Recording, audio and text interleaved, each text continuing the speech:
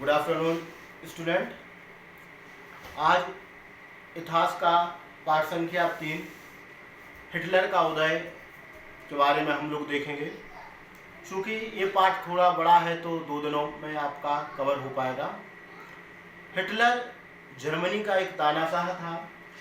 उसके पूर्व हमें कई चीज़ें समझना बड़ी आवश्यक है। हिटलर का जर्मनी में उदय हुआ। हिटलर जिसका जन्म 1889 ईस्वी में हुआ था और उसने जर्मनी में ऐसा किया कि आज तक जो इतिहास है वह उन सबको याद रखता है। यानी जो इतिहास है वो इतना महत्वपूर्ण है कि हिटलर के बारे में लोग जानते हैं और उसकी जो छवि है वो कई लोग नकारात्मक कई सकारात्मक अपने अपने हिसाब से आइडेंटिफाई करते हैं। हम लोग देखेंगे कि हिटलर जर्मनी में कैसे आया, उसकी जो कहानी है वह, उसके लिए हमें पहले 2 विश्व युद्धों को समझना पड़ेगा। जो पहला विश्व युद्ध हुआ सन 1914 से 1918, दूसरा 1939 से 1945। चूँकि पहले विश्व युद्ध में जर्मनी, ऑस्ट्रिया, हंगरी एक तरफ थे। इन लोगों ने 1907 में मिलकर अपना ध्रुवीय राष्ट्र बनाया था और इंग्लैंड, फ्रांस, रूस एक तरफ थे। तो प्रथम विश्व युद्ध के दौरान जर्मनी पक्ष 1917 तक मजबूत था। लेनिन ने जर्मनी से संधि कर ली और युद्ध से अलग हो गया।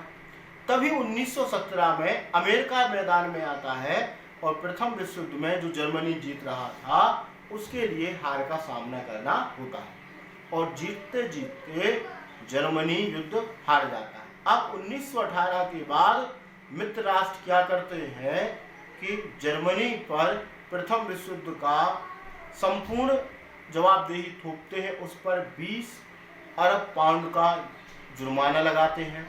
उसकी सभी लोहे की फैक्ट्री, कोयले की फैक्ट्री, उसके भूभाग का 25% क्षेत्रफल छीन लेते हैं। उसमें रहती 10% जनता। यानी पूरे यूरोप में जर्मनी को दोषी मानकर उसके खिलाफ बहुत बड़ी कार्रवाई होती है और द्वितीय विश्व युद्ध के जो बीज हैं वो पहले ही बोए जाते हैं। अगर वर्साई की संधि नहीं हुई होती तो जर्मनी द्वितीय विश्व युद्ध में हिटलर का उदय न होता। ऐसे ही द्वितीय विश्व युद्ध हिटलर का जब उदय होता है, हिटलर एक अलग प्रकार से आइडेंटिफाई करता है जर्मनी के लिए और वहाँ पर बिल्कुल अलग प्रकार से अकल्पनीय जर्मन में राष्ट्रवाद का संचार करता है। राष्ट्रवाद का अर्थ होता है अपने देश से प्रेम करना और इसके साथ जो जर्मनी है उसका जो हिटलर होता है बहुत बेहतरीन प्लानिंग के साथ कार्य करता है। एक विशेष प्रकार का वो वक्ता था, बहुत ओजस्वी वक्ता था। उसकी आवाज़ में बहुत जादू था और उस जादू से वह लोगों को रिझाने में कामयाब रहा।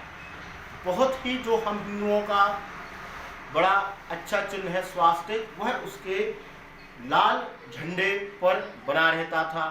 बहुत बड़ी भीड़ में वो रैलियां करता था। एक साथ तालियां बजती थी और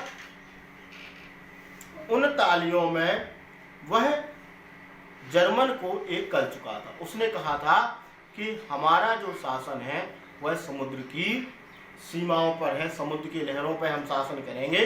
तो एक अत्यंत तीव्र महत्वाकांक्षी व्यक्ति था हिटलर और उसने जर्मनी को बहुत ताकतवर बना दिया।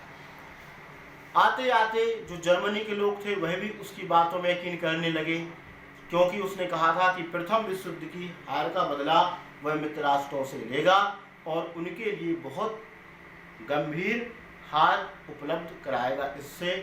इसी के साथ विश्व की और 2 महत्वपूर्ण घटनाएं हुई।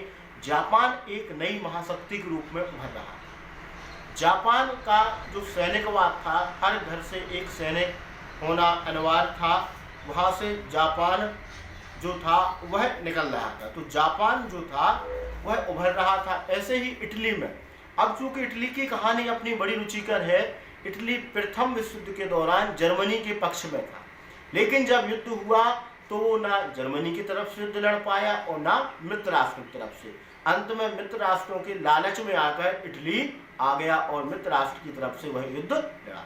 मित्र राष्ट्रों ने जो वादा किया था इटली से कि हम तुम्हें बहुत सा क्षेत्रफल देंगे, तो इटली वर्साई की संधि से उसे कुछ नहीं मिला। इटली असंतोष हुआ और द्वितीय विश्व युद्ध में इटली जर्मनी की तरफ आ गया। तो बेहद जो रोमांचक जो युद्ध है, खास जो कि रोचक विषय है ही, पार्ट 1 के बारे में और कल ज़्यादा जानकारी आपको दें। पार्ट 3 के बारे में कल और हिटलर के बारे में पूरा जानकारी देंगे, पूरा हम लोग अध्ययन करें हिटलर के बारे में। नमस्कार।